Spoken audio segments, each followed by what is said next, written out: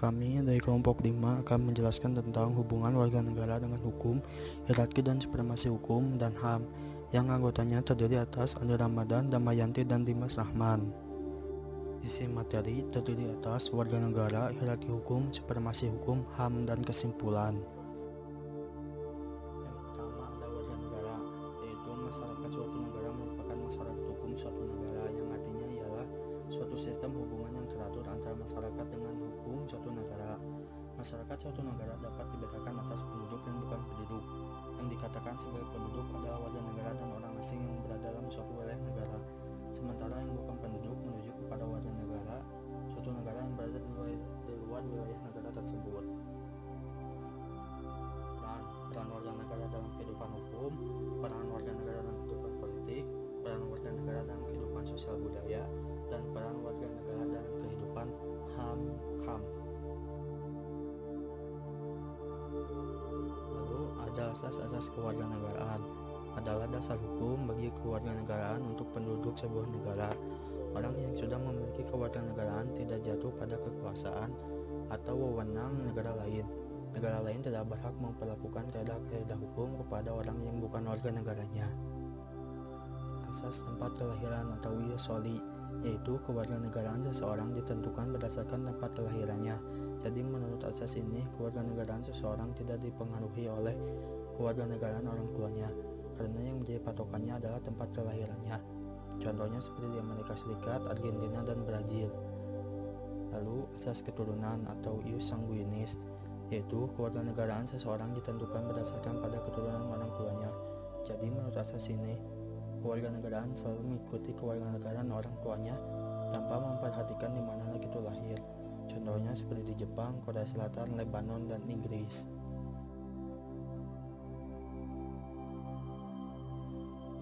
Kewarganegaraan yang pertama, cara memperoleh kewarganegaraan Indonesia. Karena kelahiran berdasarkan keturunan pasal 2, pasal 4, huruf B, C, D, E, F, G, H, I, UU nomor 12 tahun 2006 tentang kewarganegaraan Republik Indonesia, dan karena kelahiran di wilayah Republik Indonesia pasal 4 huruf I, J, K, U nomor 12 tahun 2006. Lalu yang kedua ada karena dikabulkannya permohonan pasal 4 huruf M UU nomor 12 tahun 2006, karena kewarganegaraan atau naturalisasi pasal 8 Undang-Undang nomor 12 tahun 2006. Selanjutnya ada kehilangan kewarganegaraan Republik Indonesia. Yang pertama, memperoleh kewarganegaraan atas kemauannya sendiri, masuk dalam dinas tentara asing tanpa izin terlebih dahulu dari presiden, secara sukarela masuk dalam dinas negara asing yang jabatan dalam dinas semacam itu sesuai dengan ketentuan peraturan perundang-undangan hanya dapat dijabat oleh warga negara Indonesia, secara sukarela mengikat sumpah atau menyatakan janji setia kepada negara asing atau bagian negara asing tersebut.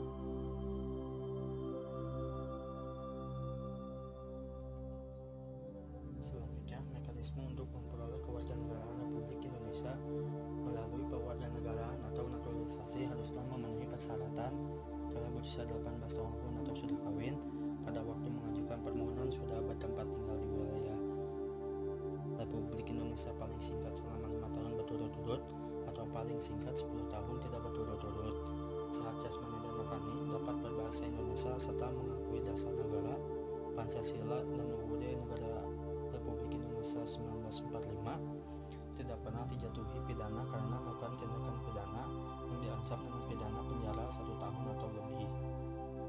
Selanjutnya ada hak dan kewajiban warga negara, yaitu suatu kewenangan yang dimiliki oleh warga negara guna melakukan sesuai peraturan perundang-undangan. Hak warga negara merupakan suatu keistimewaan yang menghendaki agar warga negara diperlakukan sesuai keistimewaan tersebut. Sedangkan kewajiban warga negara adalah suatu keharusan yang tidak boleh ditinggalkan oleh warga negara dalam kehidupan bermasyarakat, berbangsa, dan bernegara. Lalu hukum atau hierarki hukum menurut para ahli. Yang pertama, menurut Plato, hukum merupakan sebuah aturan yang teratur dan tersusun dengan baik serta dapat mengikat terhadap masyarakat ataupun pemerintah. Yang kedua, menurut Utrecht, yaitu berpendapat bahwa hukum adalah himpunan petunjuk hidup berupa perintah dan larangan yang mengatur tata tertib masyarakat. Tata tertib tersebut harus dipatuhi masyarakat. Jika melanggar maka akan membawa ke tindakan dari pemerintah. Yang ketiga, menurut Prof. dikedepankan. Menurutnya, hukum adalah keseluruhan peraturan hidup yang sifatnya memaksa untuk melindungi kepentingan masyarakat. Lalu, jenis dan hierarki peraturan perundang-undangan diatur dalam pasal 7 Undang-Undang Nomor 12 Tahun 2011, di mana yang pertama ada Undang-Undang Negara Republik Indonesia 1945, kedua ada TAP MPR, yang ketiga ada UU atau Perpu, yang keempat peraturan pemerintah, yang kelima peraturan presiden, dan keenam peraturan daerah.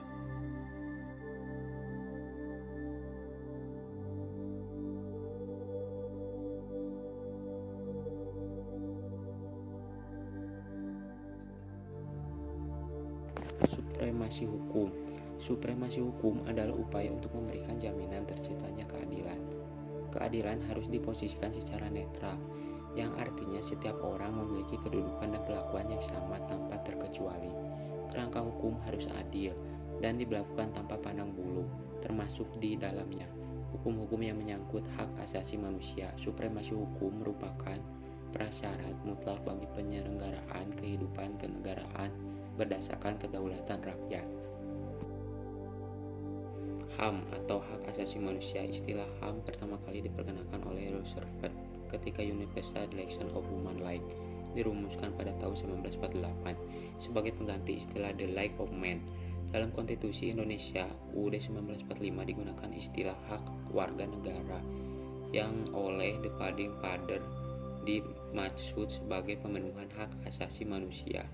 Dipergunakan secara resmi oleh MPR sebagaimana tercantum dalam 4 amandemen kedua UUD 1945 bab 10 dan bab 10A maupun dalam ketetapan MPR RI nomor 17/1998.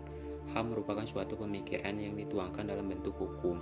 Ada pula konsepsi HAM menurut versi Indonesia adalah HAM menurut susunan masyarakat Indonesia. Dapat dikatakan pula konsepsi HAM di Indonesia menitik beratkan pada keseimbangan antara hak asasi dengan kewajiban asasi.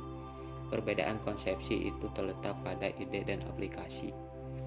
Dalam ketetapan MPR RI nomor 17/1998 disebutkan bahwa HAM merupakan hak dasar yang melekat pada diri manusia yang sifatnya kodratif, universal, dan abadi sebagai karunia Tuhan Yang Maha Esa dan berfungsi juga menjamin kelangsungan hidup, kemerdekaan, perkembangan manusia, dan masyarakat yang tidak boleh diabaikan atau dirampas atau diganggu-gugat oleh siapapun. Pengaturan HAM, hak dan kewajiban warga negara dalam hukum. Satu, hukum positif merupakan aturan hukum yang berlaku di suatu negara. Hukum positif juga berbeda di setiap negara tergantung konstitusi dan dasar perbuatan hukumnya.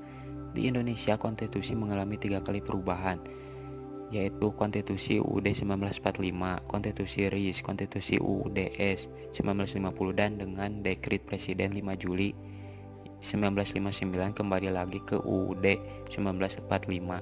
Dari ketiga konstitusi, UUD mencantumkan 7 pasal, yaitu pasal 27, 28, 29, 30, 31, 33, dan 34 tentang HAM dengan penanaman warga negara. Pasal 26 ayat 1 dan 2 yang menjadi warga negara adalah orang bangsa Indonesia asli dan orang bangsa lain yang disahkan dengan undang-undang sebagai warga negara.